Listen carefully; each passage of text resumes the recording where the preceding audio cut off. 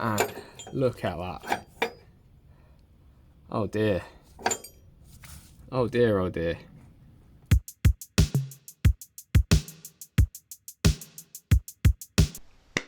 What up?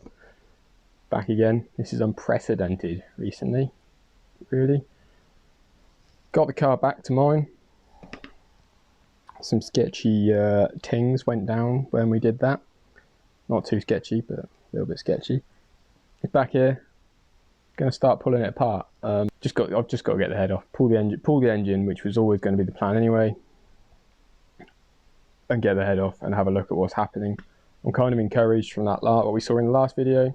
Not sure there's been any drastic piston to valve contact, so hopefully there's some kind of rational explanation for why we have no compression, like sticky valves, although why they're all sticky suddenly, I don't know. Today, let's go and get the car jacked up, get it on axle stands, and get all the fluids out of it, and start looking like we're swapping an engine. Jesus, I can't speak today. I've been on a bike ride this morning, I'm very tired.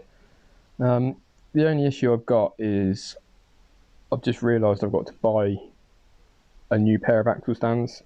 There's a massive spider living in one of my axle stands at the moment, so obviously that's now his, and I'm going to have to go and buy some new ones. So let's get a car in the air, start getting the front bumper off, and get the fluids out. So just in case anyone was wondering, don't know if you can see him, that's the Badger. He actually left the axle stand, so I've managed to recover them. He's now just on the wood that I used to place between the axle stand and the sill, so that's a slightly cheaper fix. You have fun there, mate. I am going to need that oil can at some point, so enjoy it while it lasts.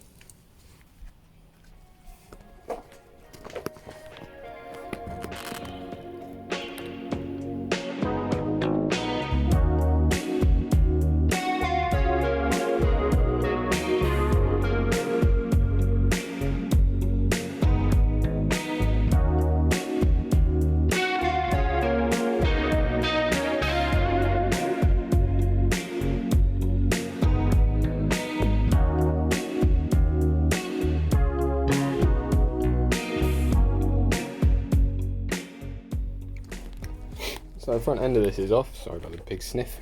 Front end's off. Turns out, hit a bird very hard. Pretty sure that's all bird juice, which is pretty grim. Odds on the AC gas having all leaked out, which will make my life much easier. So not too sad about that. Sad for the bird. Not too sad about the AC gas having already come out. Going well. It's going well.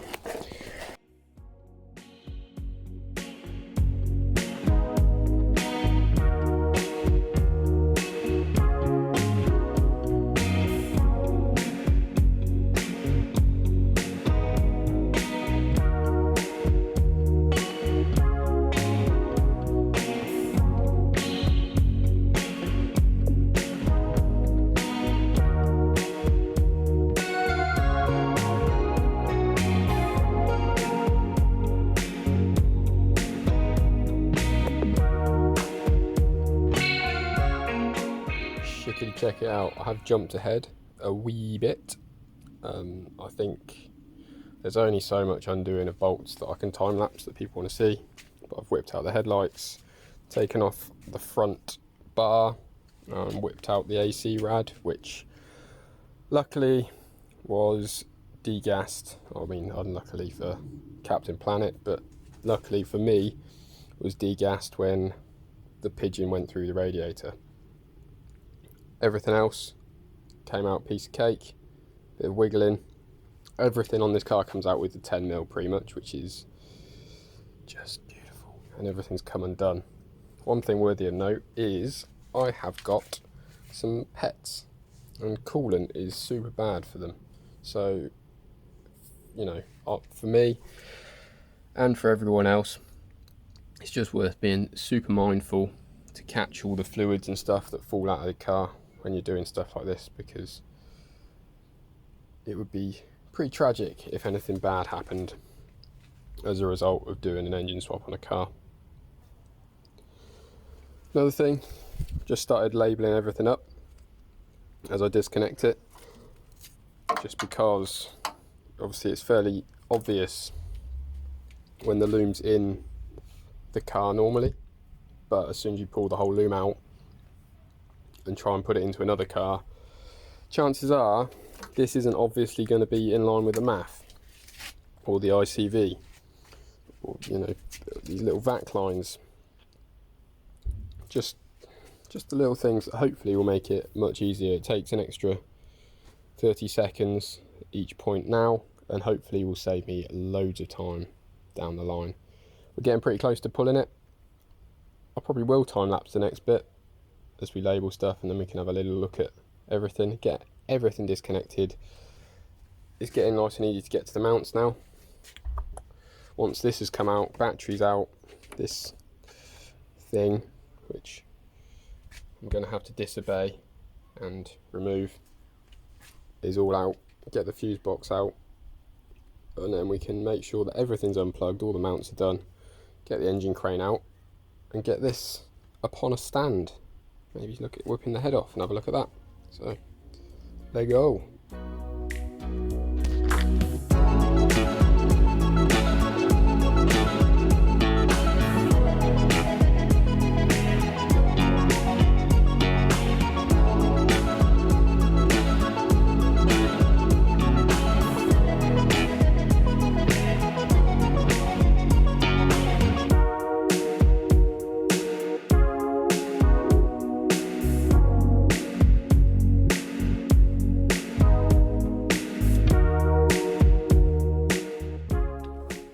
So here's a fun fact. I noticed the other day, I can't remember if I've already been over this, but that there that you can see hanging down is the drive belt.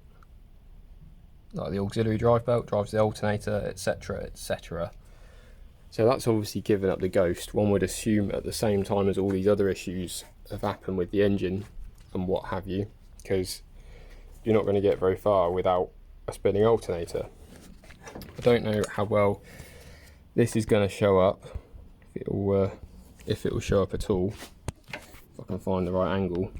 But that pulley that it won't focus on just there is the power steering pulley. And what I have just noticed is, actually I might be able to get it better if we have a little crawl around underneath the car for you. There it is. Power steering pulley ×1, and look at that.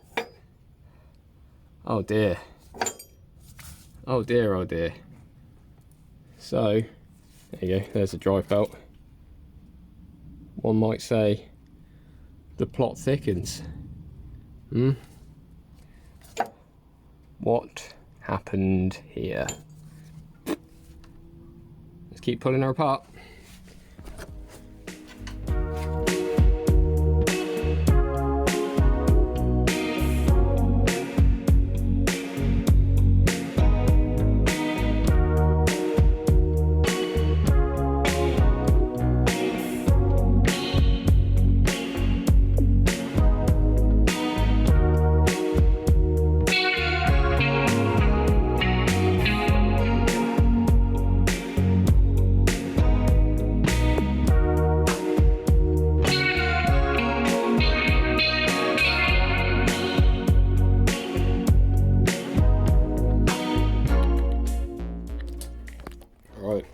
So I think my over rev theory is gaining some momentum here. This is the previously mentioned power steering pulley. I just knocked the pump off. As you see, the loom's all pretty much out now. I've got to pull the dash and just get get the dash side of the loom back through the firewall. But good progress, really getting pretty close to pulling the engine now. Back to this. You can see that shaft is mangled, and I'm pretty sure this is snapped here, which to me, I would say they've just over-revved the living bejesus out of the engine, and it's just clean snapped to the shaft. I don't know, I guess trying to spin the pump too quickly, maybe push too much force back on the shaft perhaps, and gave it a little snap. I don't know if this is, I mean, it's cool that I'm finding out more about it. Less cool the implications of having buzzed this engine. But a bit more work, a bit more pulling, pull the dash out, and we should be somewhere close to pulling. Whether or not we'll get it done this video, who knows, but the evidence is coming together. 2,000 years later. Just the last few bits to go now, and we should be able to get her pulled. Just got to drop her back down, get the drive shafts off. Gonna undo the rear engine mount so that there's nothing stopping me from pulling it. Pop the drive shafts, like I said, get it back in the air. To do that, back on floor, try and pull it. Got the front engine mount undone, just got to undo the sides, make sure everything is disconnected one final time, and good to go. Got to try and wrestle the exhaust off of the cat, which is going to be fun, always fun, mega corroded. Let's do it.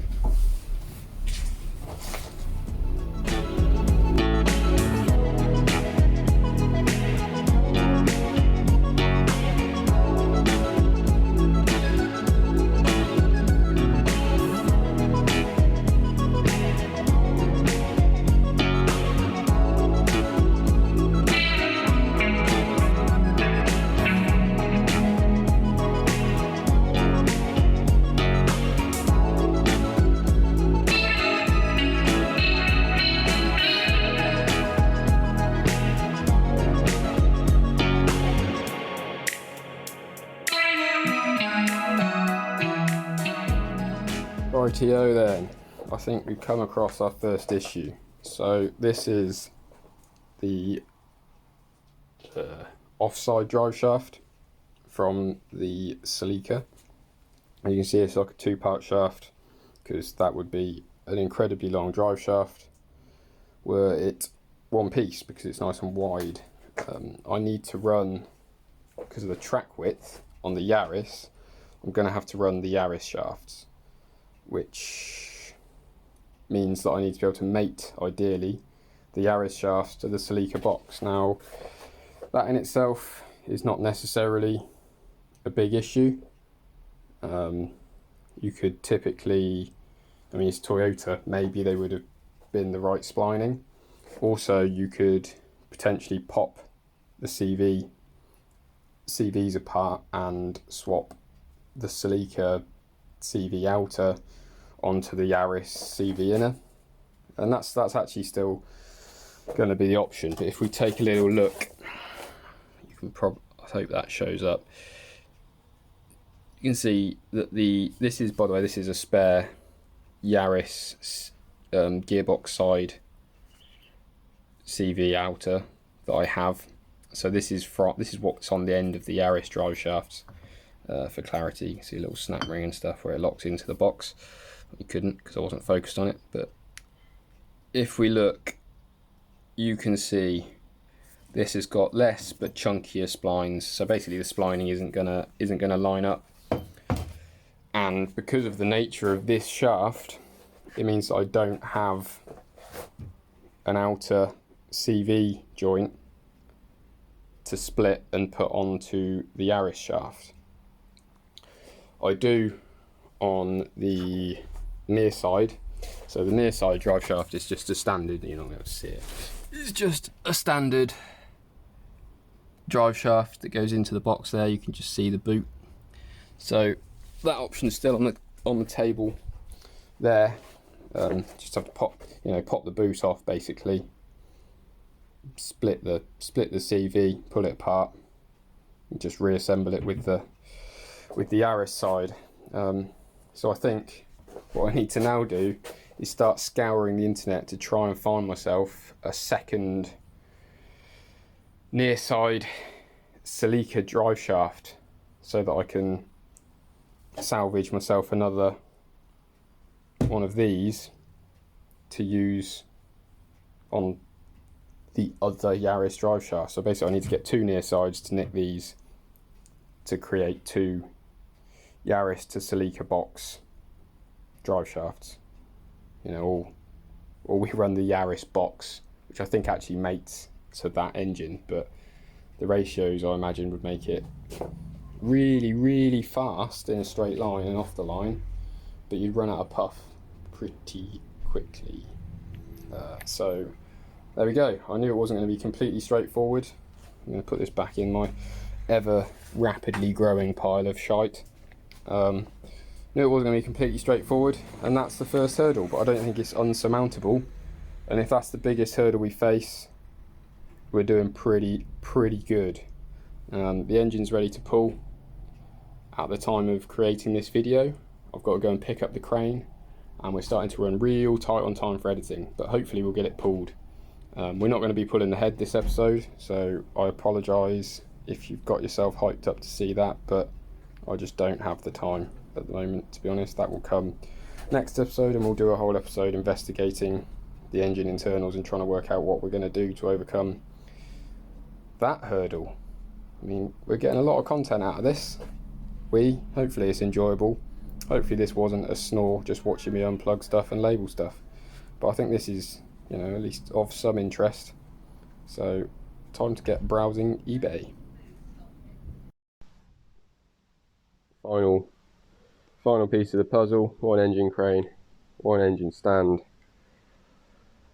It's getting pretty close to having to release this video, so let's have a crack this morning. It's nice and rainy today, at getting this engine pulled and get it on the stand, and then I can chill out for the rest of the weekend. So that'll be sweet. Let's go.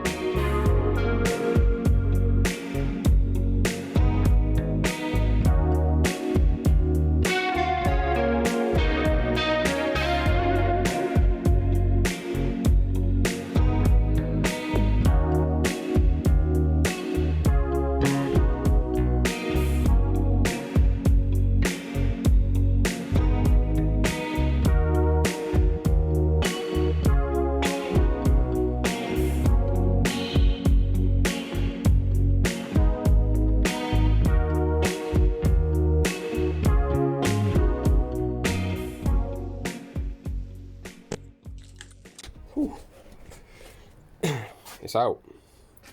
Bit of a faff. Some idiot forgot to pull the fuel line, despite it being on the list. But if there's only one thing that I forgot to disconnect, I don't think we're doing too bad. Empty engine bay. Didn't even take too long.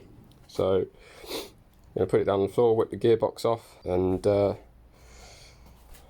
maybe try and get it mounted on that. But that is going to be it for this episode. Like I said, maybe earlier. Apologies if this wasn't the most entertaining of videos. Obviously it's basically just been me disconnecting things and, you know,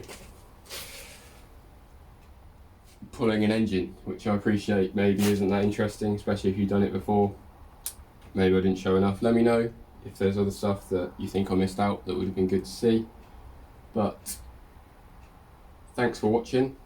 Next week is going to be interesting because hopefully this will be in the stand and we'll be whipping the head off and seeing just how bad it is and trying to then formulate a plan off the back of that. If you like the video, give us a like. Like I say, leave me a comment to let me know what I'm doing wrong, what I'm doing right, what you think I should be doing. But yeah, until next time.